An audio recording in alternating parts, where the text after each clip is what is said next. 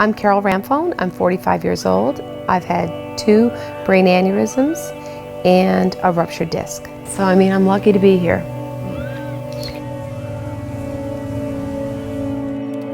I would describe myself as being outgoing. I'm an internal optimist. I try to always think positively, and I'm a speech-language pathologist by trade. Some of the things that I really like to do is spend time with my family, spend time with my kids and my parents and my husband. Oh, I enjoy spending time with my animals. I've got 2 dogs, 3 cats, 2 bunnies. Favorite pastimes are probably just spending time outdoors, going for walks, going on bike rides. I like to do a little bit of reading at times, spend time on the computer.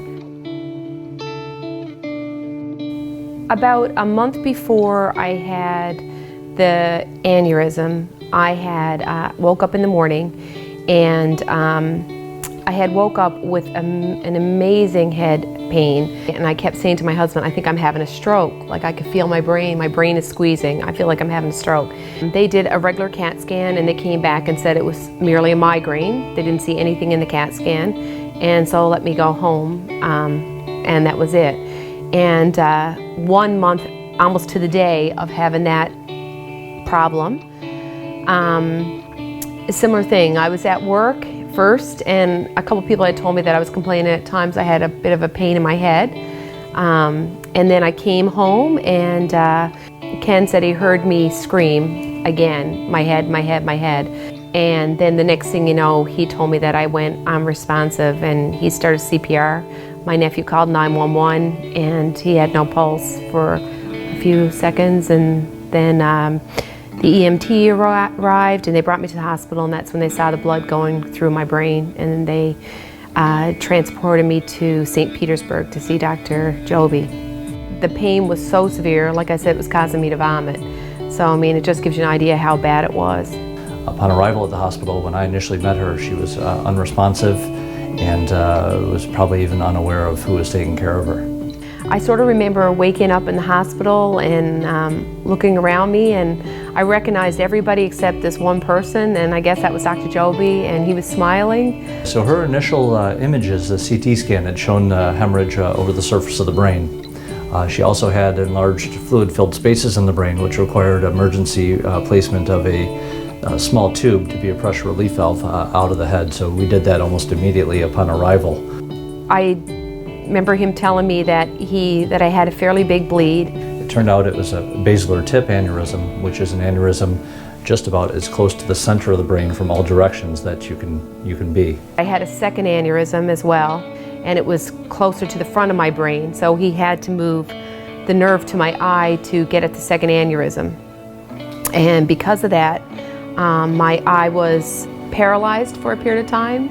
The next thing we did, we just got her on over to the operating room at Northside Hospital, and immediately prepared to go under surgery. From there, I proceeded to clip the aneurysm. It was pretty scary. My husband had to tell my 16-year-old that there's a good chance I wasn't going to make it.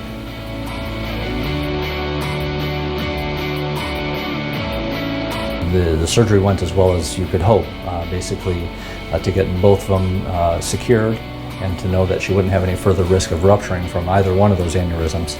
And then from there on out, it was bringing her back to the intensive care unit and then to watch her closely on a day-by-day basis. When the nerves started coming back, I started having like double vision. I had that for probably a good 3 to 4 weeks after that.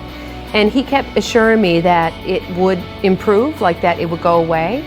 And so I had to put my faith in him, and he was completely right. It did go away, which I couldn't thank him enough for. It was 3 months out that we saw her, and we do repeat imaging to make sure that there's no evidence of recurrent aneurysm or any way these things can grow back. Once we confirmed that, I was able to see her acting as a normal human being and started to ask about when she could get back to work and such, that we knew that she was doing well. It was pretty tough. Yeah, it was pretty tough, but I got it through. Since the surgery and since the vision and everything has returned, physically, motorically, I was good. I mean, I didn't have any signs of any kind of neurological impairment with my hands, my feet, or anything. I mean, I was amazing. In terms of Dr. Jobe, like, I truly owe him my life. I mean, there's no greater gift he could have ever gave me and my family and my kids and my parents. I mean, if it wasn't for him, I wouldn't be sitting here. He's been my angel, like, truthfully. I don't know what I would have done without him.